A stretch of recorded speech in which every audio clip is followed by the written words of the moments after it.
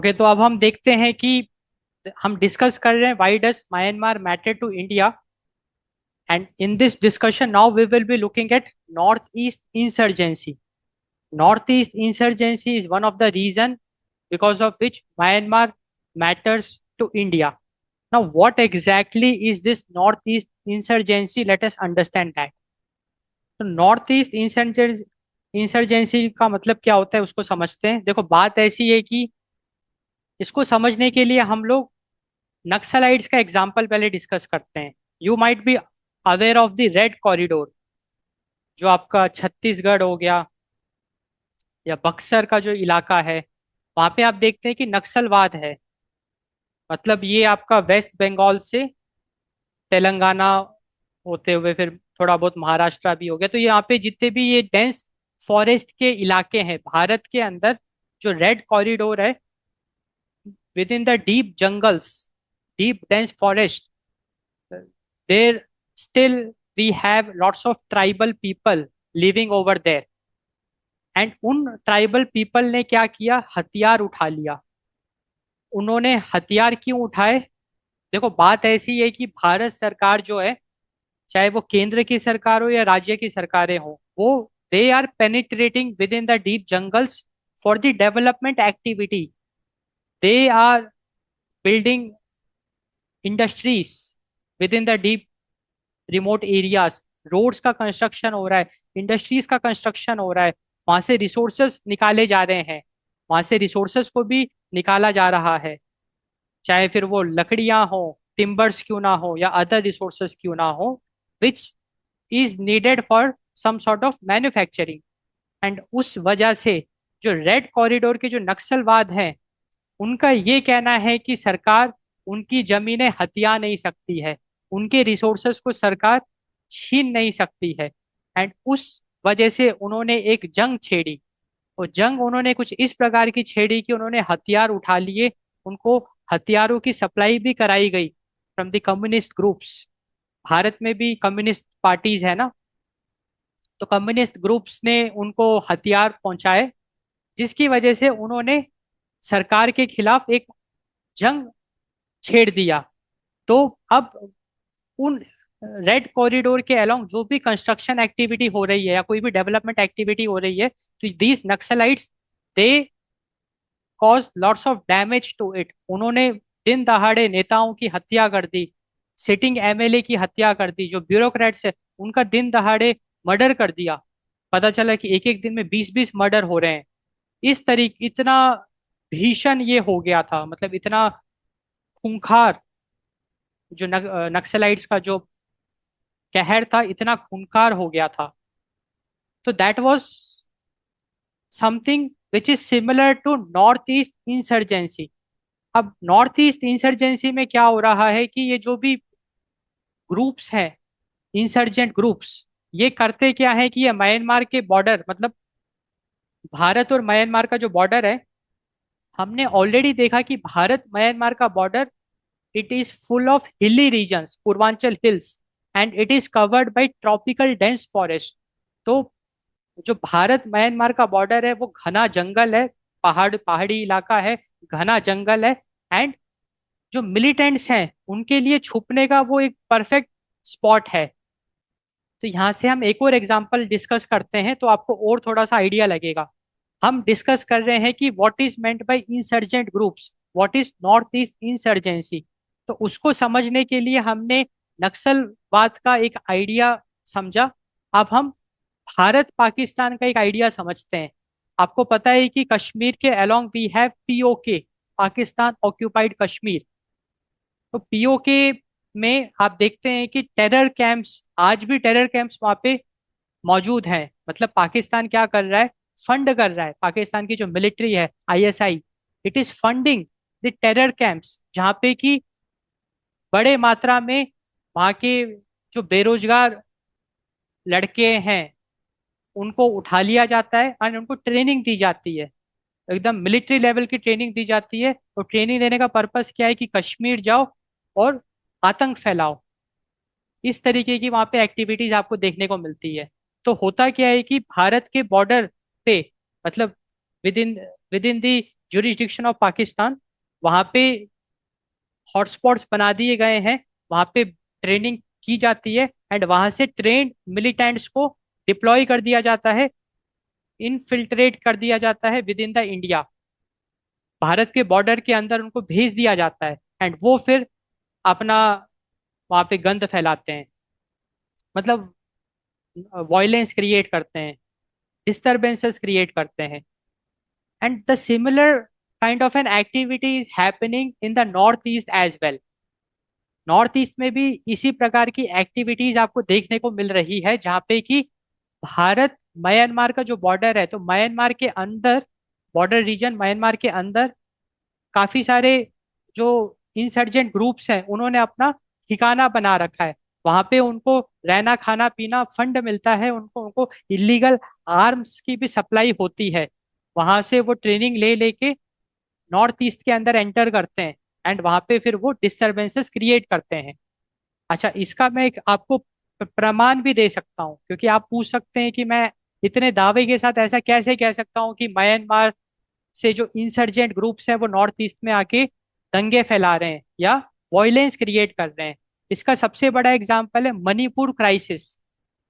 देखो, मणिपुर में जो प्रोटेस्ट हुआ, वो डेफिनेटली जो दो ट्राइबल ग्रुप्स के बीच में हुआ ना प्रोटेस्ट, कुकी एंड मैती, तो वो बिल्कुल जो शुरुआत हुई थी प्रोटेस्ट की, वो हम मान सकते हैं कि वो it was an internal conflict, but लोगों ने इसका फायदा उठाया, एंड ये जो इंसर्जेंट ग्रुप्स थे, इन्होंने बहुत ज्यादा दंगों को आगे बढ़ाने में रोल प्ले किया है, क्योंकि आम आदमी के पास हथियार कहाँ से आ जाएंगे, क्योंकि अगर दंगे फसाद भी होंगे तो आम आदमी ज्यादा से ज्यादा कांच की बोतलें या कुछ डंडे वगैरह, हथियार उसके पास नहीं आ सकते ना आम आदमी के पास, क्योंकि एक बंदूक की लाइसेंस के लिए कितने आपको पापड़ बेलने पड़ेंगे। It's not easy to carry one licensed weapon.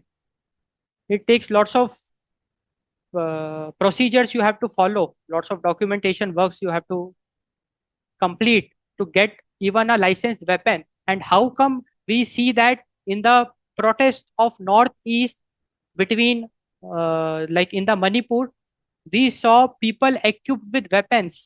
From where they got the weapons? They got the weapons from this Myanmar. These insurgent groups, they supplied the weapons.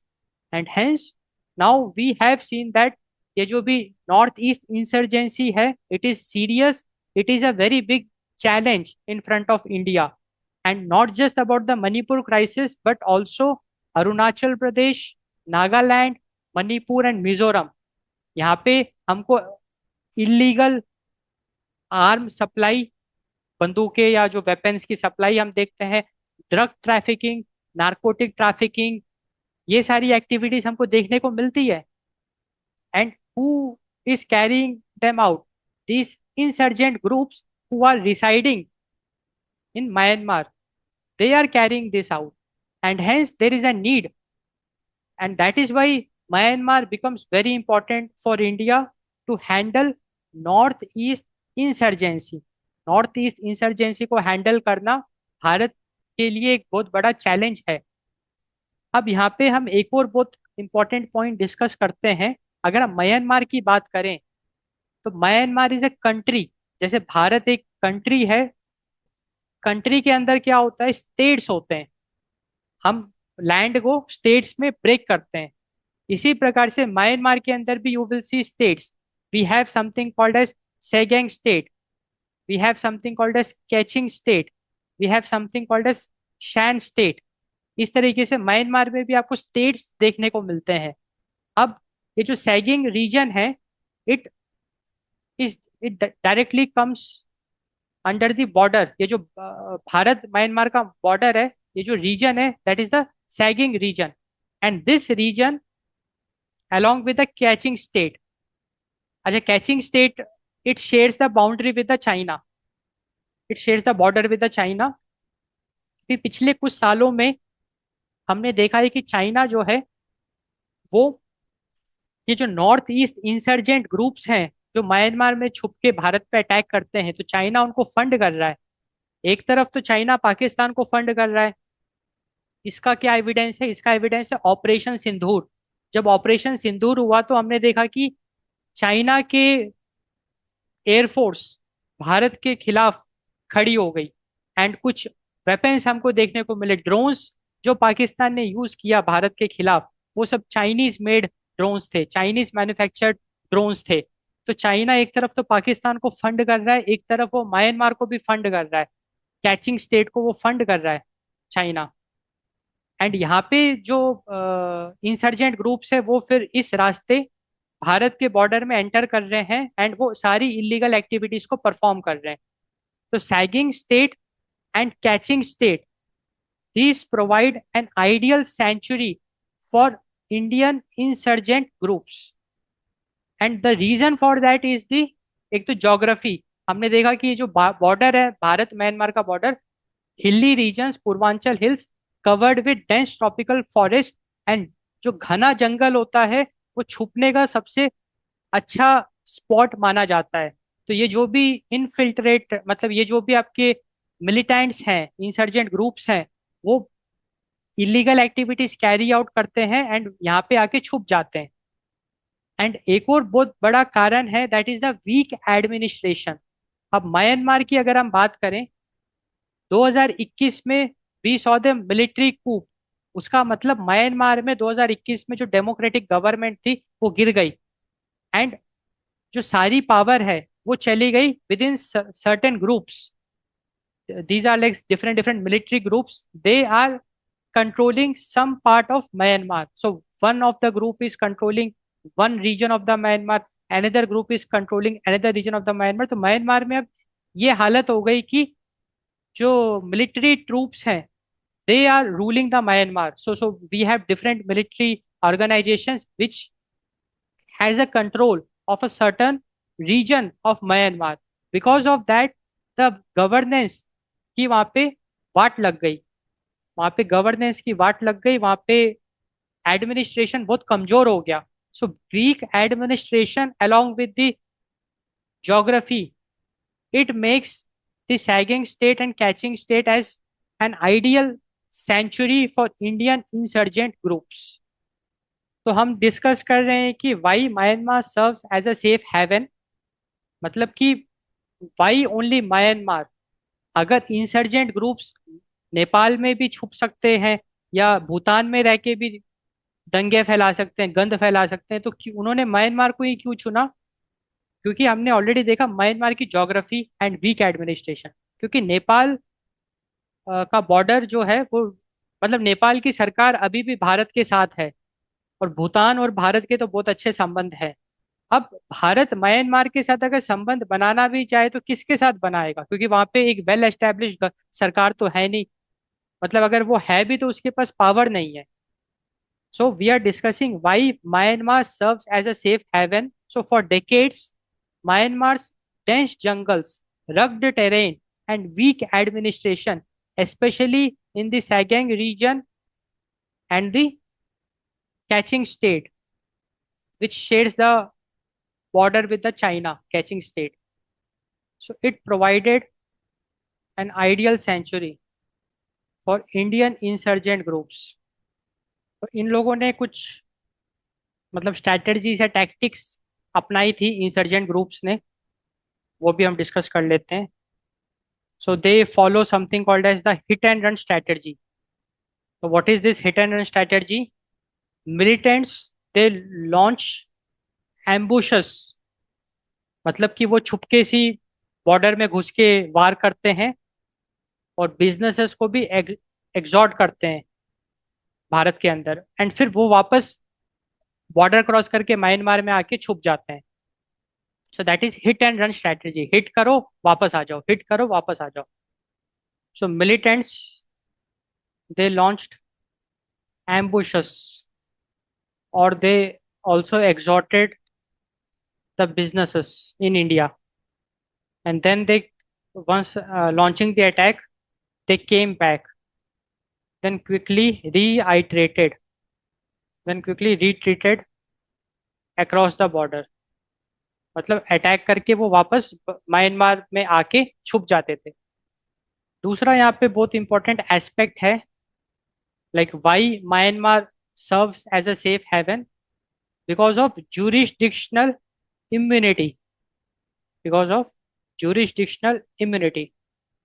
juरिस्डिक्शनल immunity. तो ये जो सोवेनिटी बाउंड्रीज हैं, मतलब इसका मतलब क्या है? देखो बात ऐसी है ना कि एक बार वो, मतलब देखो जो भी आपकी इंसर्जेंट ग्रुप्स हैं, मिलिटेंट्स हैं, वो म्यांमार में छुपे हुए हैं।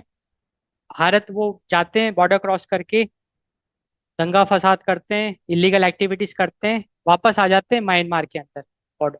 अब जैसे ही वो वापस म्यांमार के अंदर आ गए, तो भारत की troops, they cannot enter the Myanmar, because jurisdiction बदल गया ना।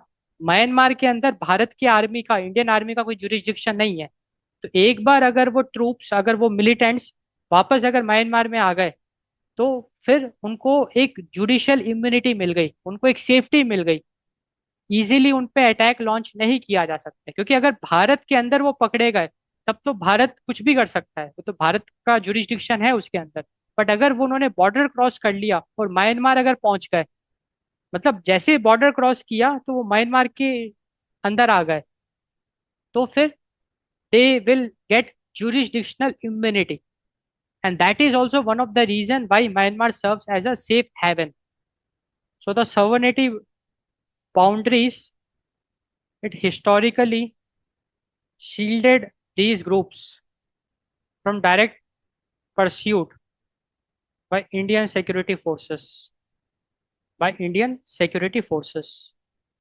तो हमने देखा जो sovereignty boundaries है, sovereign boundaries, it historically shielded these insurgent groups, northeast insurgent groups, from direct pursuit by Indian security forces, and that is the jurisdictional immunity.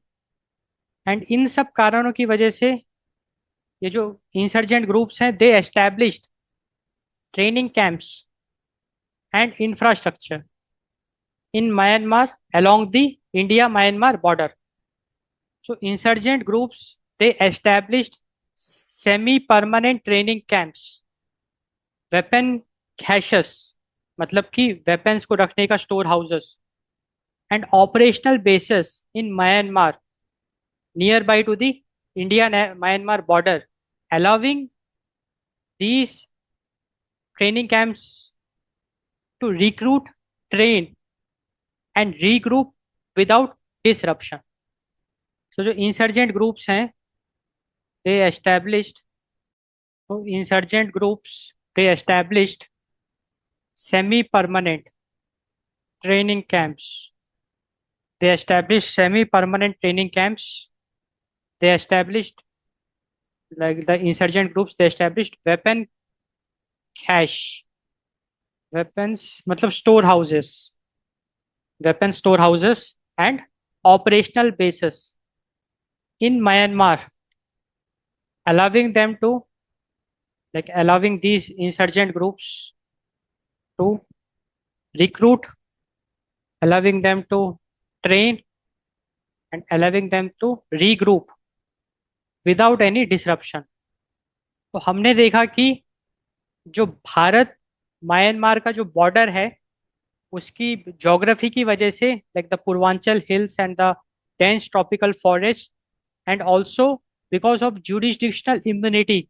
So because of these two important factors, we saw that insurgent groups, they established semi-permanent training camps, weapon caches, and operational bases in Myanmar near the India-Myanmar border regions. And they also, insurgent groups, they also recruited, trained, and regrouped militants without disruption. And these militants, they followed something called as the hit and run strategy, wherein they used to enter the Indian borders, do some illegal activities, violence, danga fasad, all that, and then they get back to this Myanmar in their semi-permanent training camps. That is hit and run strategy. And that is why Myanmar is serving as a safe haven for this insurgent groups, and these insurgent groups are responsible for northeast insurgency, which is a very big challenge in front of Indian administration. And because of this, Myanmar automatically becomes very important for India. अब हम कुछ important north east insurgent groups discuss करते हैं. Now we will discuss some very important north east insurgent groups operating in Myanmar. तो हम discuss करेंगे कि north east insurgent groups operating in Myanmar. So if we talk about the groups, so we have something called as National Socialist Council of Nagaland factions. National Socialist Council of Nagaland. National Socialist Council of Nagaland. NC NSCN, National Socialist Council of Nagaland. NSCN factions. Factions मतलब इसके अलग अलग गठबंधन, मतलब parts.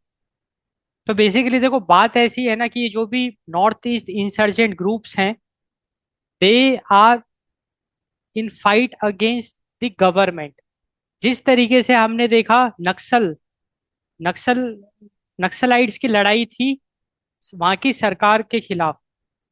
उनकी ये शिकायत थी कि भाई उनकी जमीन है, उनके रिसोर्सेस हैं, सरकार वहां पे कब्जा नहीं कर सकती है, सरकार वहां पे अपना शासन नहीं चला सकती है, सरकार वहां पे रोडें नहीं बना सकती, वहां पे डेवलपमेंट एक्टिविटी नहीं कर सकती, because that land belongs to those tribal people. They cannot give away their land to the government.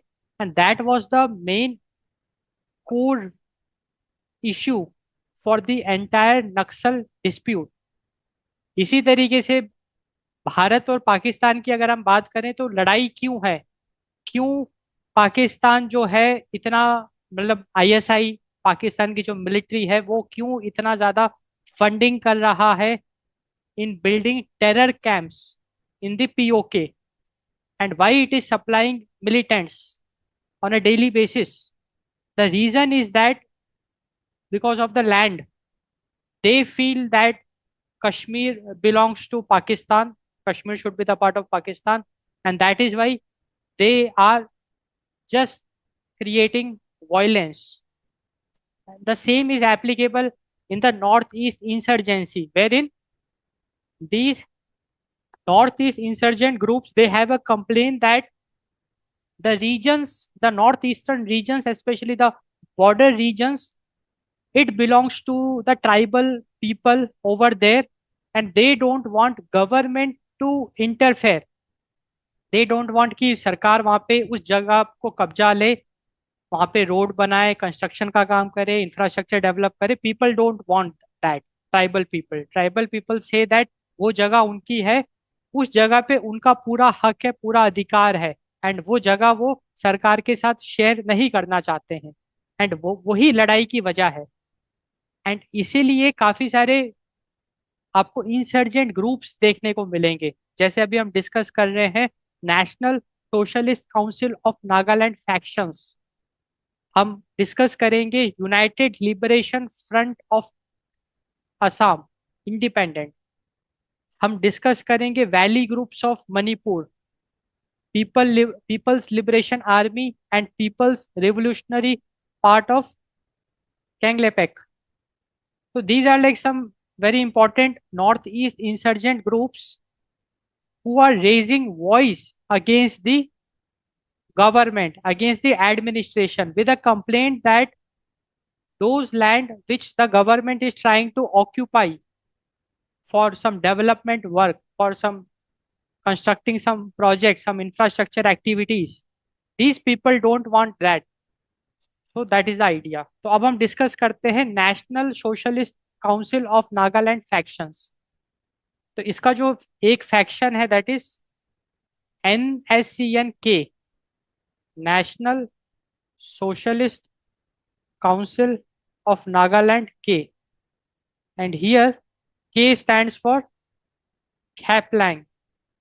तो खैपलैंग बेसिकली एक लीडर का नाम है, SS Khaplang. He is a Naga from Myanmar.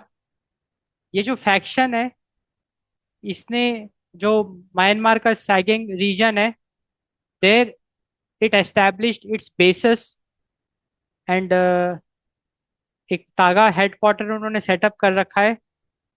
मतलब तागा एक जगह है, वहां पे उन्होंने अपना हेडक्वार्टर बना रखा है in the Sagaing region, and that headquarter is serving as a central hub for north east insurgent groups. तो बेसिकली नॉर्थ ईस्ट के जितने भी इंसर्जेंट ग्रुप्स हैं उनको जो फ्यूल है, उनको जो सपोर्ट है वो मिल रहा है NSCN-K से। So K stands for Khaplang. He is a Naga from Myanmar. वो तो म्यांमार में जो सैगैंग रीजन है, वहां पे तागा करके एक जगह है, वहां पे एक हेडक्वार्टर इन्होंने बना रखा है इस फैक्शन ने, NSCN-K फैक्शन ने। And this faction is basically acting like a central hub for northeast insurgent groups, and this faction, it offers logistics, shelter and transit routes to other non-Naga militant outfits। ये जितने भी other north east insurgent groups हैं, इसको ये logistics, shelter and transit tours offer कर रहा है। And it is acting, ये जो NSCN-K जो फैक्शन है, it is acting like the insurgent networks nerve center. So basically under SS Khaplang, SS Khaplang, who is basically a Hemi Naga from Myanmar, this faction established Saigang bases and a Taga headquarter, serving as a central hub for northeastern insurgent groups. So basically it is offering a lot। मतलब ये जो भी आपका है NSCN-K faction, इसने तागा करके जो जगह है सैगन रीजन में, वहां पे अपना हेडक्वार्टर बना रखा है। वो हेडक्वार्टर सेंट्रल हब का काम कर रहा है, which is supporting all other north eastern insurgent groups including the non Naga militant outfits by offering logistics, by offering logistics, by offering shelter and by offering transit routes to other non-नागा militant outfits। जो अगला बहुत important group है, like north eastern insurgent group की हम discussion कर रहे हैं। So the next important insurgent group is United liberation front of Assam independent, that is ULFAI, like United liberation front of Assam. I stands for independent.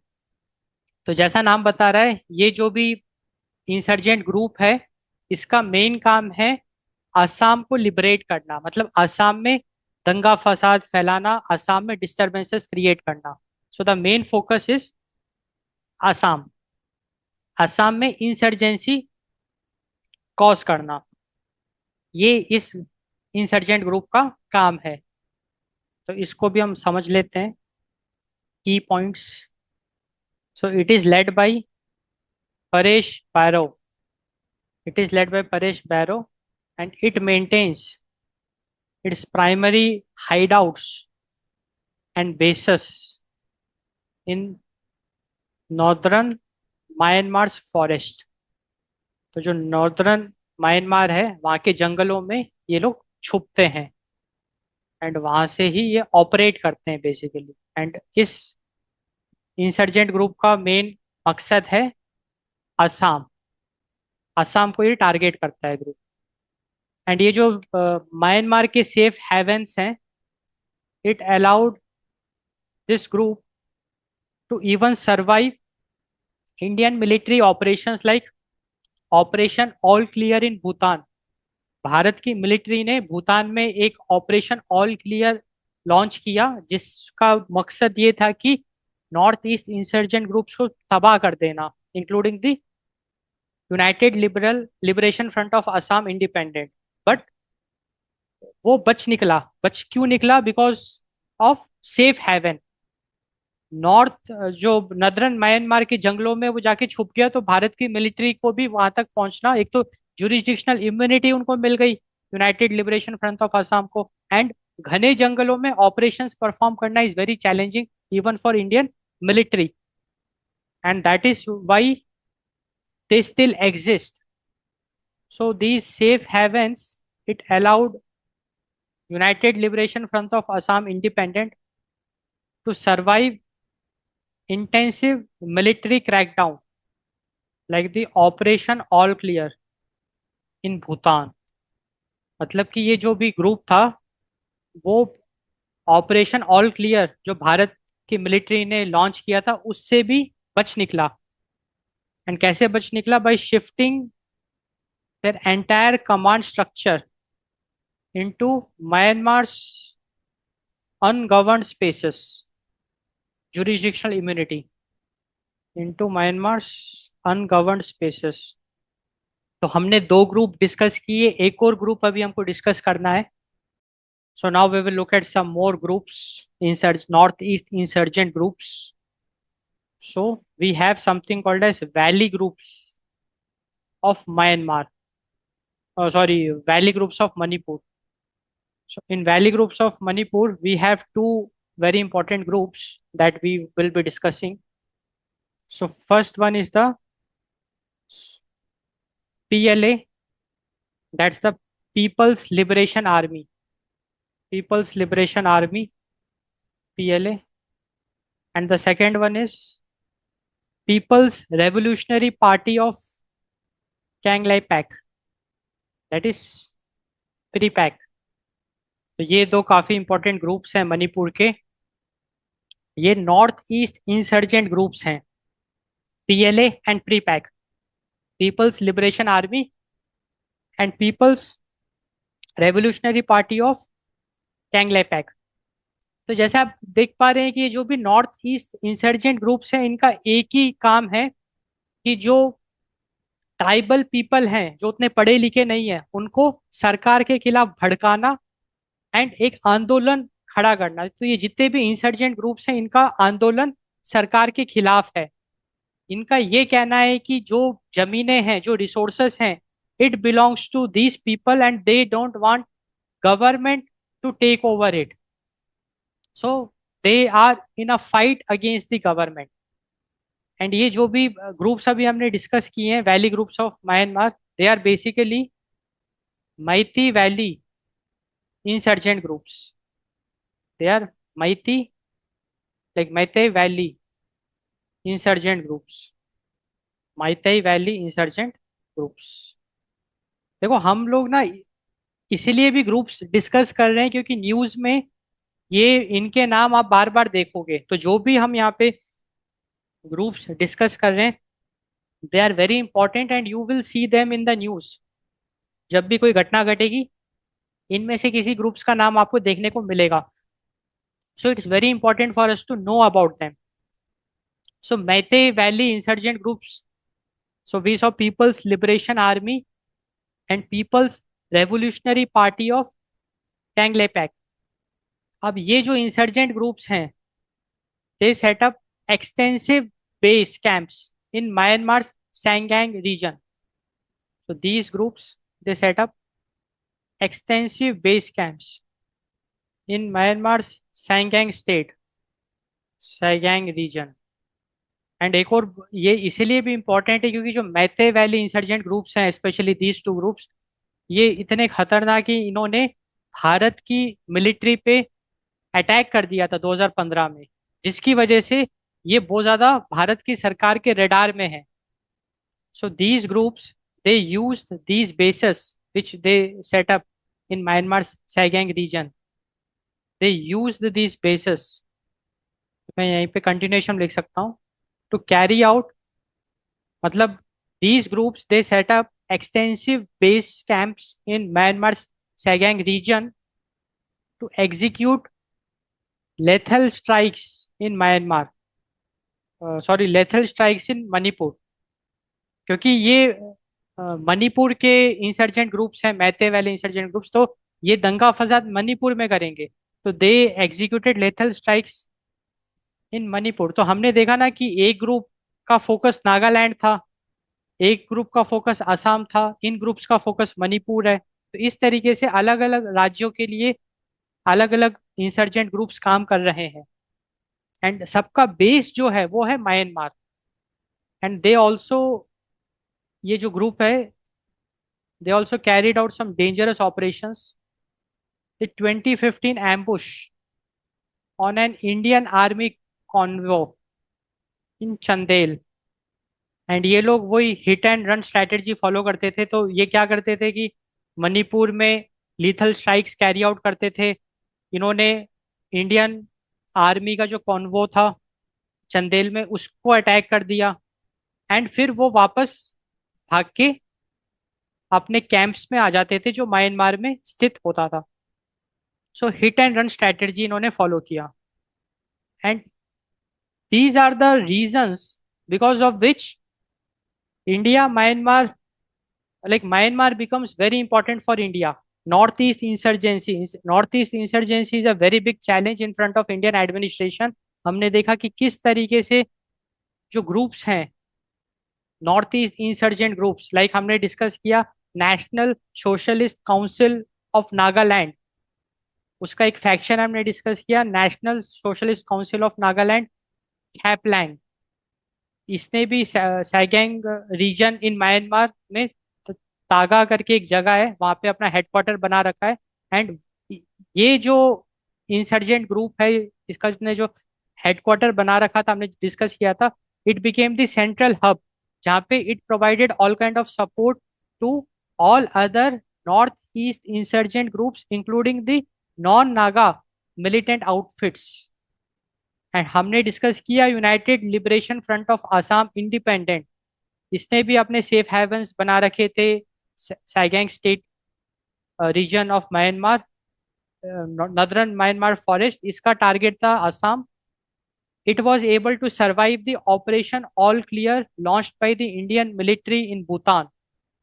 And अभी हमने Meitei valley insurgent groups के भी कारनामे देखे, people's liberation army and people's revolutionary party of Kangleipak, इन्होंने भी अपने base camps Myanmar के सैगैंग रीजन में लगा रखे हैं। वहां पे अपना इन्होंने स्थायी मतलब स्थान बना रखा है। वहां से they carry out lethal strikes in Manipur, and 2015 में तो इन्होंने हद ही पार कर दी कि इंडियन आर्मी का जो कॉन्वे था चंडल में, उस पर अटैक कर दिया, एंड फिर वो अटैक करके वापस आके छुप गए।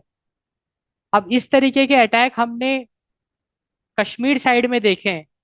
पुलवामा अटैक आपने अगर देखा होगा, उसमें तो मूवीज भी बनी है। तो पुलवामा में कुछ इसी प्रकार का हुआ था कि भारत के जो मिलिट्री बेस कैंप्स हैं उस पर अटैक कर दिया, कॉन्वेस कॉन्वो था इंडियन आर्मी का, उस पर अटैक कर दिया। तो ये चीजें हम खबर में पढ़ते हैं in the western part of India, जो भारत पाकिस्तान का बॉर्डर है, वहां पे हमको देखने को मिलता है। बट ऐसी हरकतें हमको नॉर्थ ईस्ट में भी देखने को मिलती है, specially along the India Myanmar border. तो नाउ अब आपको एक क्लैरिटी मिल गई कि भारत म्यांमार का बॉर्डर उतना सेफ नहीं है, despite there was a free movement regime, मतलब कि 16 किलोमीटर तक आवाजाही थी, मतलब आना जाना था विदाउट पासपोर्ट। हालांकि भारत सरकार ने उसको अभी हटा दिया है। तो मतलब भारत और म्यांमार का बॉर्डर अगर आप देखो तो हलचल है, वहाँ पे ट्रेड हो रहा है, वहाँ पे चेक पोस्ट भी बने हुए हैं। मणिपुर में मोरे करके एक जगह है, वहाँ पे एक बहुत शानदार चेक पोस्ट बना हुआ है, एक जंक्शन है which connects the Manipur with the Myanmar, Tamu Tamu in Myanmar. It's a roadway जहाँ से कि दोनों कंट्रीज का एक कनेक्शन है, लैंड ब्रिज। बट उसके अलावा भी हमने देखा कि despite of all that we still have border security challenges in the form of north east insurgency. तो हमने सबसे पहले तो देखा कि नॉर्थ ईस्ट इंसर्जेंसी होती क्या है, and why Myanmar is a safe haven. And then now we looked at some very important north east insurgent groups operating in Myanmar. अब हम डिस्कस करेंगे कि किस तरीके से ये नॉर्थ ईस्ट इंसर्जेंसी टाइम के साथ बढ़ती गई, स्पेशली 2021 में जो मिलिट्री कूप हुआ एंड जिस तरीके से म्यांमार ने नॉर्थ ईस्ट इंसर्जेंट ग्रुप्स को सेफ हेवन प्रोवाइड किया है, तो जिस प्रकार से उसको एक शेल्टर मिल गया, एक एक सुरक्षित जगह मिल गई, नॉर्थ ईस्ट इंसर्जेंसी ग्रुप को एक पनपने के लिए बहुत अच्छी जगह मिल गई म्यांमार के अंदर, जिसकी वजह से दंगे फसाद बढ़ते गए। वो अभी हम डिस्कस करेंगे कि how safe havens increase north insurgent capabilities, कि किस तरीके से सेफ हेवंस ने इंसर्जेंट कैपेबिलिटीज को बढ़ा दिया समय के साथ साथ। तो उसको अभी हम डिस्कस करते हैं। तो अभी हम कुछ बहुत इंपॉर्टेंट डिस्कशन करने जा रहे हैं। How safe havens increase insurgent capability. मतलब देखो, बात ऐसी है कि पिछले दसियों साल से, like for past few decades, Myanmar is providing a safe haven for north east insurgent groups, जिसकी वजह से ये जितने भी नॉर्थ ईस्ट इंसर्जेंट ग्रुप्स हैं ये इकट्ठा हो गए, मिल गए, एंड इन्होंने एक चीज बना ली जिसका नाम है United liberation front of west south East Asia. इसको मैं लिख के बताता हूँ। So these north east insurgent groups, they came together to form something called as United Liberation Front of western South East Asia. तो देखो, बात ऐसी है कि साउथ ईस्ट एशिया का जो वेस्ट है वही तो ये म्यांमार एंड भारत म्यांमार का बॉर्डर होगा, क्योंकि साउथ ईस्ट एशिया का जो वेस्ट होगा that will be the India Myanmar border. So these north east insurgent groups who are residing in the Sagaing region of Myanmar, they came together to form something called as United Liberation Front of Western Southeast Asia, जिसको हम कहते हैं, मतलब UN मतलब United liberation front, LF of W, and उसके बाद south East Asia collision, ऐसे भी इसको लिखते हैं। तो ये सारे नॉर्थ ईस्ट इंसर्जेंट ग्रुप्स इन्होंने मिलके UNLFW south East Asia coalition बनाए, गठबंधन बना लिया। सो that is United liberation front of Western South East Asia coalition. And जैसा नाम बता रहा है कि अब ये मिलके काम कर रहे हैं, और जब ये मिलके काम कर रहे हैं तो ये क्या कर रहे हैं, नाउ दिस कोलेशन मिलके इट इज पूलिंग, ये जो कोलिशन है, ये जो गठबंधन है, ये मिलके इट इज पूलिंग रिसोर्सेस। ये जो गठबंधन है ये मिलके इट इज पूलिंग इंटेलिजेंस। मतलब अब मिलके काम कर रहे हैं तो कितना खतरनाक हो गया है ये, आप देखिए। अच्छा, उसका रीजन ये भी है ना, एक तो चाइना का भी सपोर्ट मिल रहा है, एंड एक वेस्टेड इंटरेस्ट है। वेस्टेड इंटरेस्ट क्या है? स्मगलिंग करना, ड्रग स्मगलिंग करना, drug trafficking, weapon smuggling, narcotics trafficking. तो हमने देखा किस तरीके से नॉर्थ ईस्ट इंसर्जेंट ग्रुप्स, वो उन्होंने मिलके एक गठबंधन बनाया, United liberation front of Western South East Asia, and वो अब मिलके काम कर रहा है। It is pooling resources, intelligence and fire power, and also this United liberation front of Western South East Asia, it is also procuring sophisticated military grade weapons, rocket propelled grenades, and communication equipment from the global arms market. So these groups are procuring sophisticated military grade weapons. These groups are procuring sophisticated military grade weapons. They are procuring rocket propelled grenades. They're procuring rocket propelled grenades, and they're also procuring communication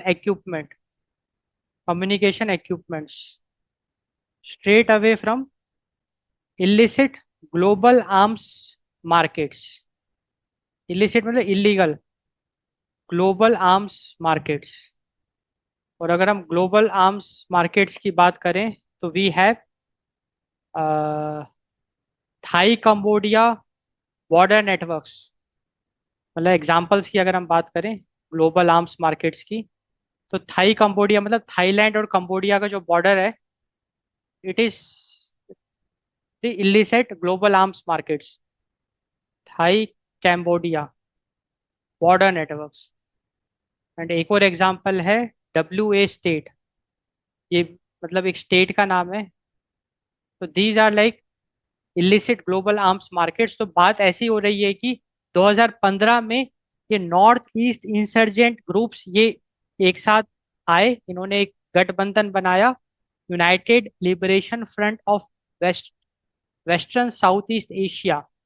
and इसके तहत इन्होंने resources को pool करना शुरू किया, जहाँ पे कि इन्होंने illicit global markets like the Thai Cambodia border networks and WA state, वहां से इन्होंने sophisticated military grade weapons, rocket propelled grenades, communication equipments को उठाना शुरू किया, पाइपलाइन करना शुरू किया, इंटेलिजेंस फायर पावर इनको सब इंटेल्स वगैरह मिलने चालू हो गए।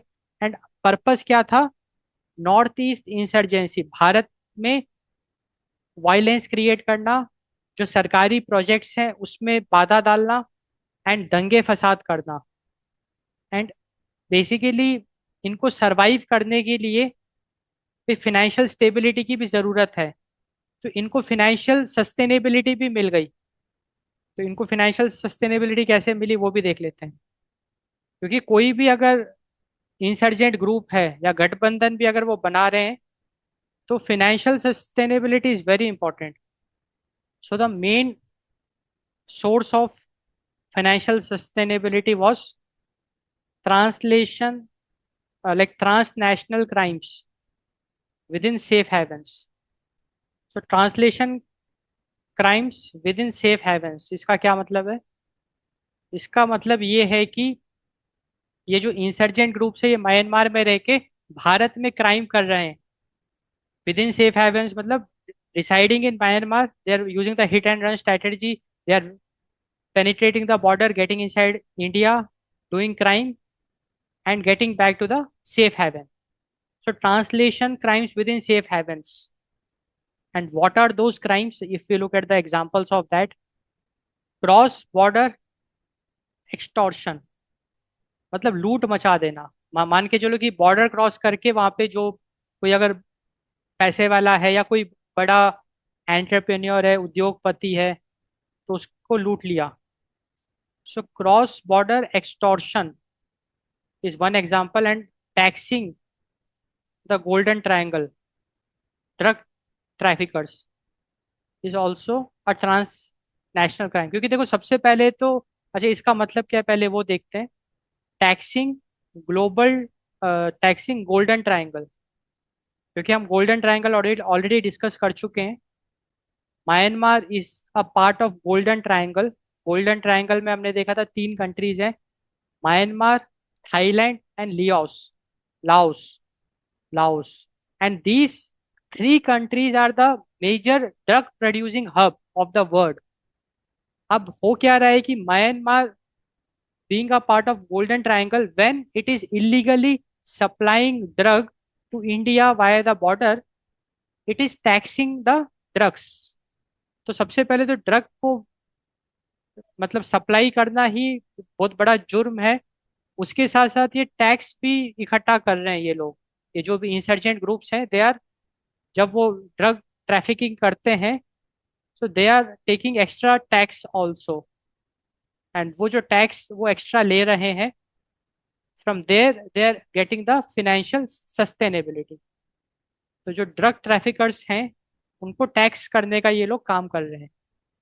तो हमने देखा नॉर्थ ईस्ट इंसर्जेंसी, इसमें जो की नॉर्थ ईस्ट इंसर्जेंट ग्रुप्स हैं ऑपरेटिंग इन म्यांमार, उनके हमने एग्जांपल्स देखे, हमने कुछ इंपॉर्टेंट ग्रुप्स देखे। एंड हमने देखा कि किस प्रकार से ये ग्रुप्स, इन्होंने 2015 में ये मिलके इन्होंने एक गठबंधन, एक कोलिशन बनाया, United liberation front of Western South East Asia.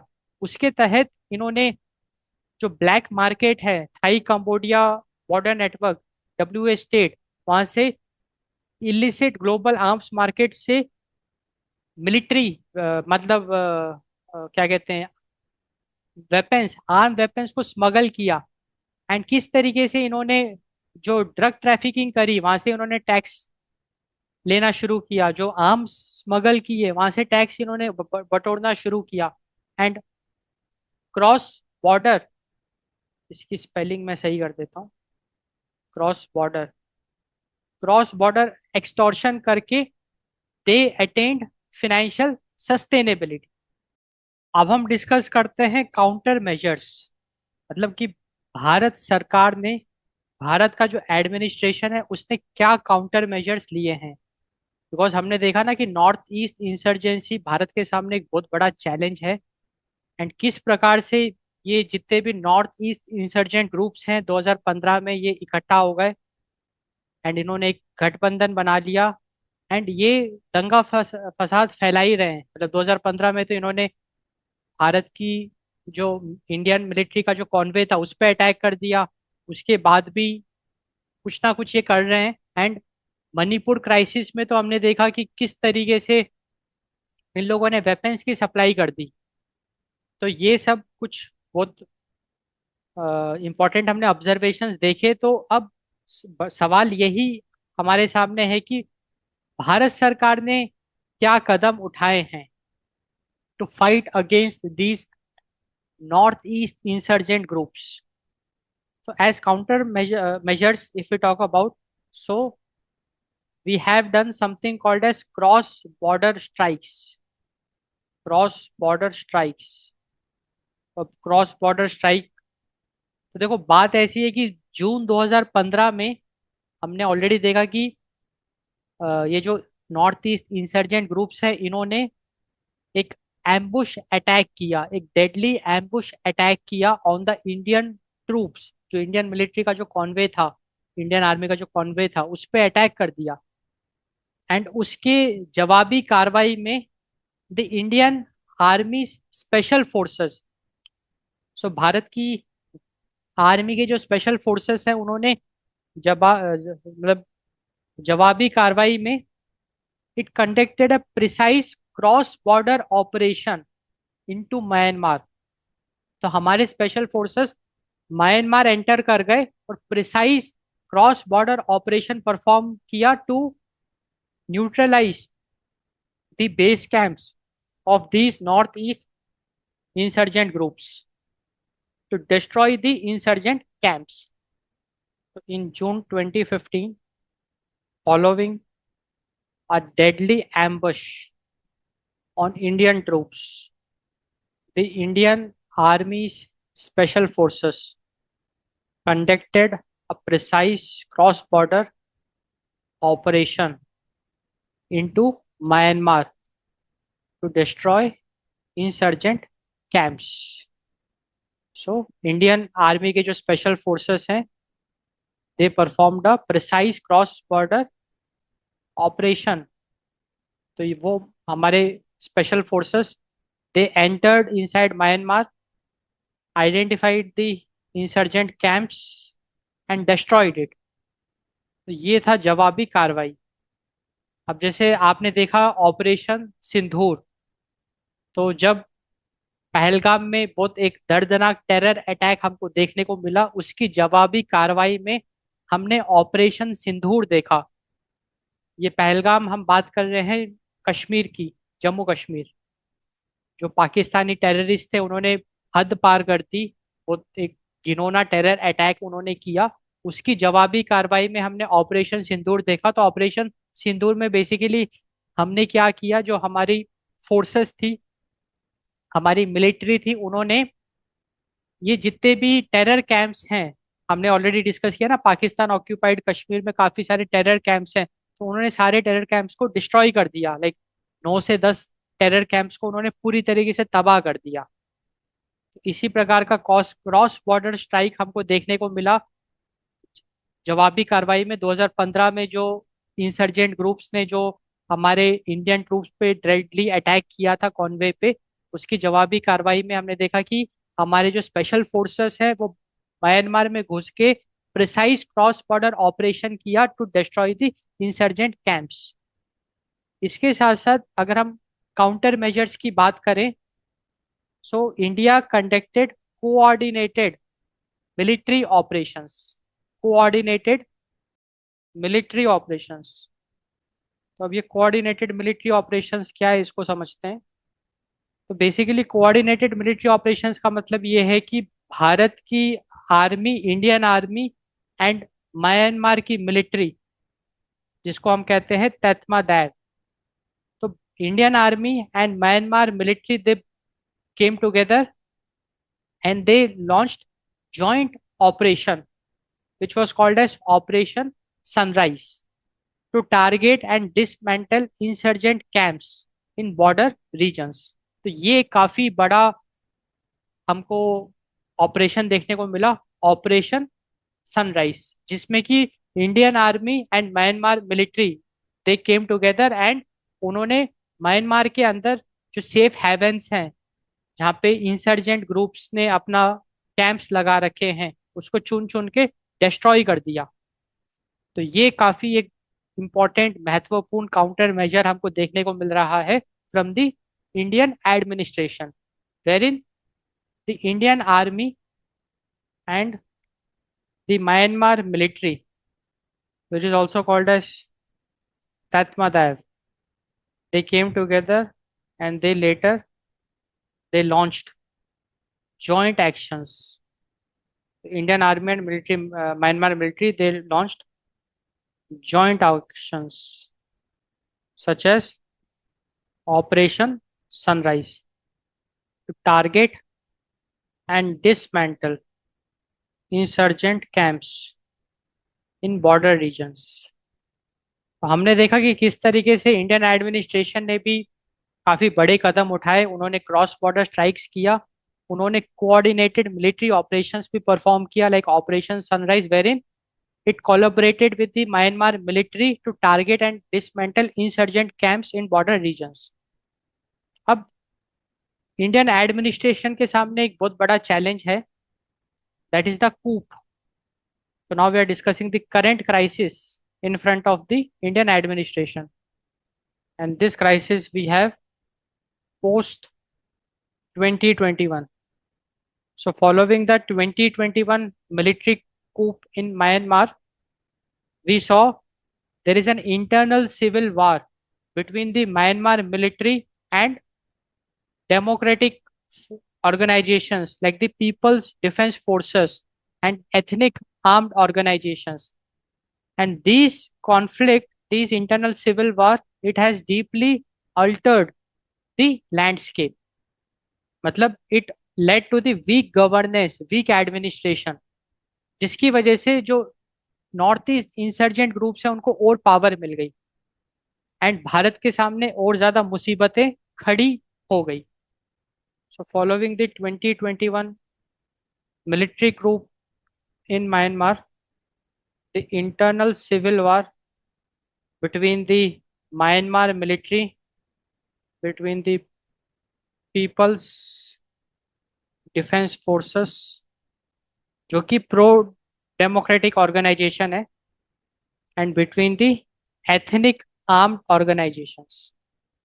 So these are also called as EAOs, ethnic armed organisation. तो बेसिकली म्यांमार में जब से मिलिट्री कूप हुआ है 2021 में, उसके बाद से we are seeing an internal civil war between the Myanmar military, People's Defense Forces, which is a democratic political organization, and also ethnic armed organizations. And this internal civil war, it has deeply altered the landscape. And इसकी वजह से हो क्या रहा है कि जब Myanmar के अंदर इतना इंटरनल सिविल कॉन्फ्लिक्ट हमको देखने को मिल रहा है, तो ये जो नॉर्थ ईस्ट इंसर्जेंट ग्रुप्स हैं, इनको एक स्ट्रेटेजिक एडवांटेज मिल गया है because of the weak administration in Myanmar. So that is the current crisis in front of Indian administration. And इसी वजह से हमने देखा कि जो फ्री रिजीम मूवमेंट था, FRM था, FRM के तहत कोई भी म्यांमार से भारत के बॉर्डर के अंदर आ सकता है with in 16 kilometres, and Bharat से म्यांमार जा सकते हैं with in 16 kilometres without any passport और visa. So within the 16 kilometer region of either of the border, one can travel without any passport or visa, and the reason for that is ethnic overlap. So मतलब भारत और Myanmar के बीच में हम देख रहे हैं कि एथनिक ओवरलैप है। जो ट्राइब्स भारत के बॉर्डर में आपको पाए जाते हैं, सेम ट्राइब्स आपको म्यांमार के बॉर्डर में भी पाए जाते हैं। तो families, they are distributed among two borders, and because of the ethnic overlap, FRM was introduced, and we had some very sound trade with Myanmar. But जब से 2021 का मिलिट्री कूप हुआ है म्यांमार में, एफआरएम को हमने स्क्रैप कर दिया, हमने हटा दिया। भारत सरकार ने जो फ्री रिजी मूवमेंट है उसको हटा दिया है, एंड जो बॉर्डर एक्टिविटीज है उसको और ज्यादा स्ट्रॉन्ग मतलब स्ट्रिक्ट कर दिया है, सर्वेलेंस को बढ़ा दिया है। उसका रीजन यही है कि म्यांमार मिलिट्री ने काफी सारी टेरिटरीज पे अपना कब्जा जमा लिया है, एंड वो भारत के खिलाफ भी कुछ अननेसेसरी ऑब्स्टेकल्स या डिस्टरबेंसेस वो क्रिएट कर सकता है। There is a possibility of that. So to fight against that, FRM को हटा दिया गया है।